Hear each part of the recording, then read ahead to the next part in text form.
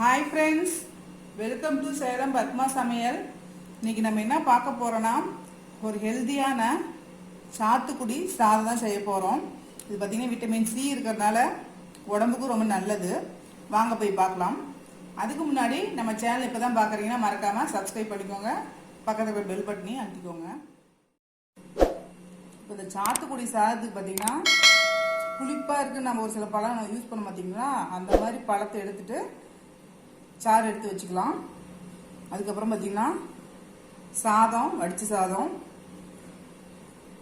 வேர்க்கடலை, பெருங்காயப்பொடி, தாளிக்கிறதுக்கு கடலைப்பருப்பு ஒரு டீஸ்பூன், உளுத்தம்பருப்பு ஒரு டீஸ்பூன், அரை டீஸ்பூன் கடுகு, 1/4 டீஸ்பூன் கம்மியாக சீரகம், இது ஒரு பெரிய வெங்காயம், 2 பச்சை மிளகாய், 2 காஞ்ச மிளகாய், கருவேப்பிலை, ஒரு சின்ன துண்டு இஞ்சி, அப்புறம் மஞ்சள் பொடி, உப்பு. இப்போ பாருங்க, நான் ஒரு கடாய் வச்சிருக்கேன்.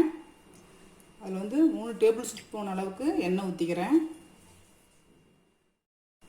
இப்போ இந்த கடுகு, உளுந்து, கடலைப்பருப்பு, உளுத்தம்பருப்பு, ஜீரகம் போட்டு தாளிச்சிக்கலாம்.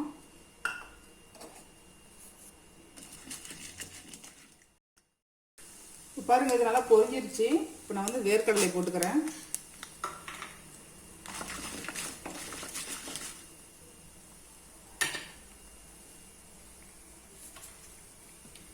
பெருங்காயம் கொஞ்சம் போடுறேன்.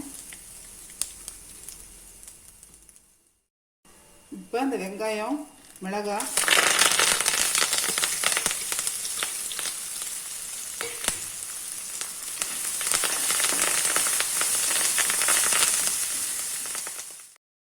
கொஞ்சமாக உப்பு போடுற வெங்காயத்துக்கு. அப்போ வெங்காயத்துக்கு நல்லா உப்பு ஏறி நல்லா டேஸ்ட்டாக இருக்கும்.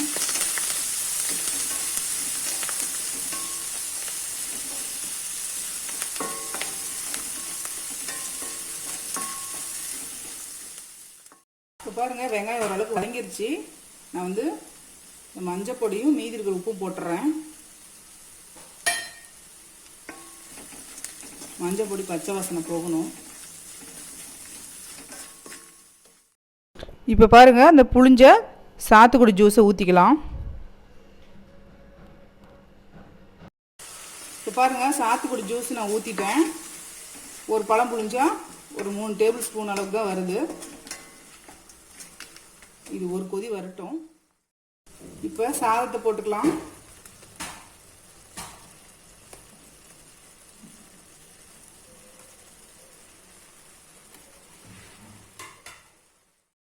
இப்போ நல்லா மிக்ஸ் பண்ணிக்கலாம்.